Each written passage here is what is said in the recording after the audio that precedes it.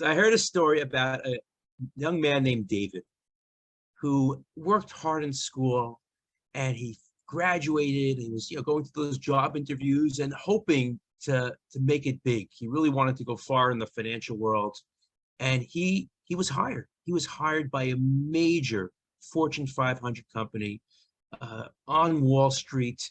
Great building, great office, great location, great company, great benefits. He was just so excited, and he went all in.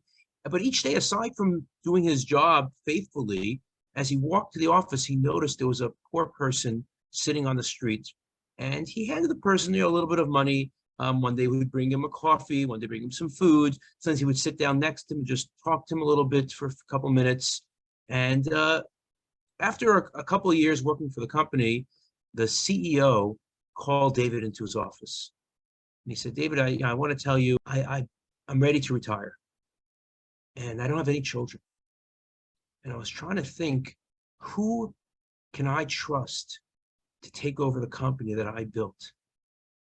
And while I was impressed with your work ethic and the effort you put in on the job, I was really blown away by the way I noticed each morning that you stopped and cared for a fellow human being. And I thought, you're the person that I would want to take over. So if you're willing, I'd like to hand over the keys to you. And it starts with a bonus, a sign-up bonus of $10 million.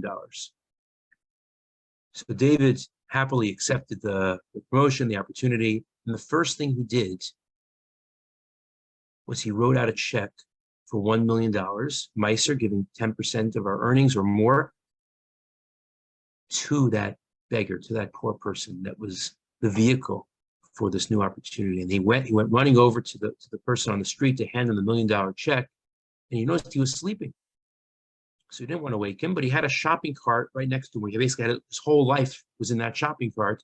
He put the check in the envelope on top of the shopping cart. When the poor person woke up, he thought, I think it's time to try new surroundings, a new location, and he started pushing his cart to a new venue. And he didn't notice there was a check sitting on top of his cart. And as he pushed and as he traveled and as he went, the envelope was sinking lower and lower into the cart, being further obscured, being further blocked by all the other priorities that he had in life. I don't know if he ever found that check or not, or ever realized that he had $1 million sitting all beneath that junk that he so valued. But Rav Noach Weinberg used this story to share a nimshal, to share a message from the parable, that in many ways we are like that poor person. We have our shopping carts of different pursuits that we have in life, whether it's financial pursuits, whether it's hobbies, whether it's video games, entertainment, and other things that keep us busy. And sometimes we don't realize that we have $1 million opportunities every second of every day.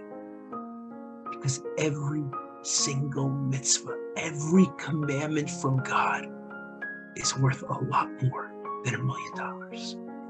So we are literally, every single one of us, rich or poor, we are millionaires. We are wealthier than you could possibly imagine. The only question is, do we open up the envelope? And do we recognize how rich we truly are? So I want to give a blessing to all of us as we're about to approach Yom Kippur, that we take this opportunity to remember who we are. We are Hashem's children. We are princes and princesses. We are kings and queens. And we have all the riches available to us. It's all for the taking. All we need to do is open our eyes reach out our arm and enjoy all the gifts that God has given us. Thank you all so much.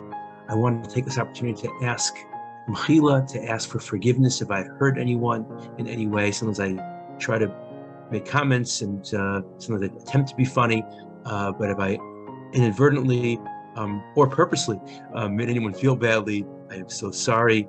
And I hope, of course, to be reunited with all of you after Yom Kippur.